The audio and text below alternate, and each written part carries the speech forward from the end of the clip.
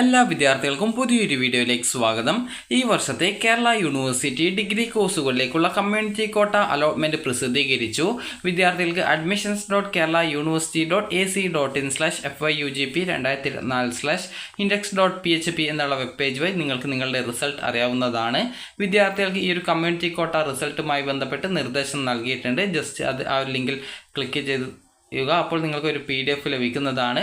അപ്പോൾ ഈ ഒരു PDF പ്രകാരം ഒന്നാം വർഷ ബിരുദ പ്രവേശനം 2024-25 എയ്ഡഡ് കോളേജുകളിലെ കമ്മ്യൂണിറ്റി കോട്ടയിലേക്കുള്ള അഡ്മിഷൻ നിർദ്ദേശങ്ങൾ നൽകിയിട്ടുണ്ട്. കമ്മ്യൂണിറ്റി കോട്ട സീറ്റുകളിലെ ഒഴിവുകൾ അലോട്ട്മെൻറ്റ് പ്രക്രിയയിലൂടെയാണ് നികത്തപ്പെടുന്നത്. കമ്മ്യൂണിറ്റി കോട്ടയിലേക്ക് അപേക്ഷ സമർപ്പിച്ചിട്ടുള്ള വിദ്യാർത്ഥികൾക്ക് അവരുടെ പ്രൊഫൈലിൽ ലോഗിൻ ചെയ്ത ശേഷം കമ്മ്യൂണിറ്റി കോട്ട അലോട്ട്മെൻറ്റ് എന്ന ടാബ് ഉപയോഗിച്ച് അലോട്ട്മെൻറ്റ് പരിശോധിക്കാവുന്നതാണ്. അലോട്ട്മെൻറ്റ് ലഭിച്ച വിദ്യാർത്ഥികൾ അലോട്ട്മെന്റ് ലഭിച്ച പക്ഷം ഫീസ് അടച്ച് നിലവിലെ യൂണിവേഴ്സിറ്റി ഫീ അടക്കാത്തവർ മാത്രം അലോട്ട്മെൻറ്റ് മെമ്മോ ഡൗൺലോഡ് ചെയ്ത് അതിൽ പറഞ്ഞിരിക്കുന്ന ഈ ഒരു തീയതിയിൽ അലോട്ട്മെൻറ്റ് ലഭിച്ച കോളേജിൽ അഡ്മിഷൻ എടുക്കേണ്ടതാണ്.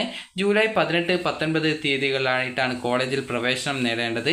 നിലവിൽ അഡ്മിഷൻ ലഭിച്ചിട്ടുള്ള വിദ്യാർത്ഥികൾ കമ്മ്യൂണിറ്റി കോട്ട അഡ്മിഷൻ എടുത്താൽ ഓൺലൈൻ ടി സി നിർബന്ധമായിട്ടും ഹാജരാക്കേണ്ടതാണ്. ആയതിനാൽ പ്രസ്തുത വിദ്യാർത്ഥികൾക്ക് മുൻ അലോട്ട്മെൻറ്റ് ലഭിച്ച അലോട്ട്മെൻറ്റ് നഷ്ടപ്പെടുന്നതായിരിക്കും. കാരണം ടി സി വാങ്ങിച്ചു കഴിഞ്ഞാൽ നിങ്ങളുടെ ആ ഒരു ആദ്യം നേടിയ അഡ്മിഷൻ റദ്ദ് ചെയ്യപ്പെടും. കമ്മ്യൂണിറ്റി കോട്ടയിൽ അലോട്ട്മെൻറ്റ് ലഭിച്ച കോളേജിൽ തൃപ്തരായവർ ഹയർ ഓപ്ഷനുകൾ നിർബന്ധമായിട്ടും ഡിലീറ്റ് ചെയ്യേണ്ടതാണ്.